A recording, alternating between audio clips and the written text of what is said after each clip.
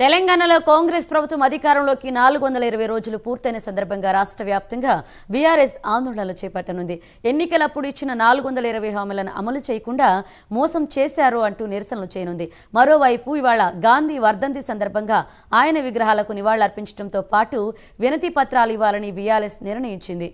ఇదే అంశానికి సంబంధించి మరిన్ని అప్డేట్స్ మా ప్రతినిధి చందు అందిస్తారు. చందు,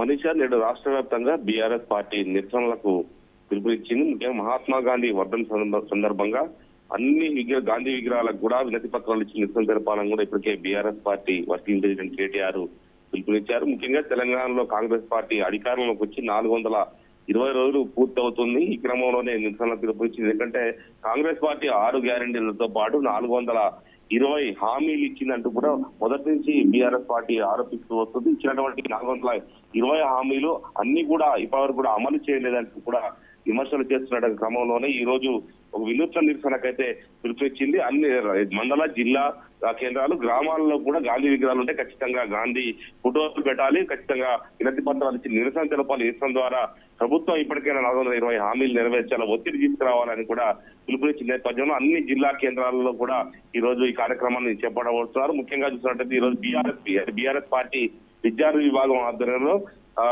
గాంధీ ఆసుపత్రి వద్ద గాంధీ విగ్రహానికి కూడా వినతి పత్రం ఇవ్వబోతున్నారు. అదేవిధంగా ఎక్కడెక్కడ గాంధీ విగ్రహాలు ఉన్నాయో అన్ని చోట్ల కూడా నిరసన తెలుపబోతున్నారు. ఎందుకంటే ఇప్పటికే ఏడాది పాలన పూర్తయిన సందర్భంగా ఇప్పటికే రైతు రుణమాఫీ కావచ్చు, రైతు బంధు కావచ్చు, ఈ కార్యక్రమాలన్నింటిపైన కూడా బీఆర్ఎస్ పార్టీ ఆందోళన చేస్తుంది, నిరసనలు చేస్తుంది. ఇప్పటికే రైతు దీక్షల పేరుతో రైతు భరోసా 15,000 రూపాయలు ఇవ్వాలంటూ కూడా డిమాండ్ చేస్తూ వస్తున్న క్రమంలోనే ఈ రోజు 420 హామీలకు సంబంధించిన అంశంపైన ప్రధానంగా ఫోకస్ పెట్టింది. ఎందుకంటే రాబోయే ఫిబ్రవరిలో గ్రామ పంచాయతీ ఎన్నికలు కూడా వస్తున్న క్రమంలో ఇప్పటి నుంచే ప్రభుత్వంపై ఒత్తిడి పెంచాలి, తద్వారా ఈ ప్రజల మన్నలను చూరగొనాలి. ఖచ్చితంగా గ్రామ పంచాయతీ ఎన్నికల్లో విజయం సాధించాలంటే ఏదో ఒక కార్యక్రమాన్ని అయితే నిర్వహించాలి ప్రభుత్వానికి వ్యతిరేకంగా కూడా బీఆర్ఎస్ భావిస్తున్న క్రమంలోనే ఈ రోజు ఈ యొక్క కార్యక్రమానికి అయితే పిలుపునిచ్చింది.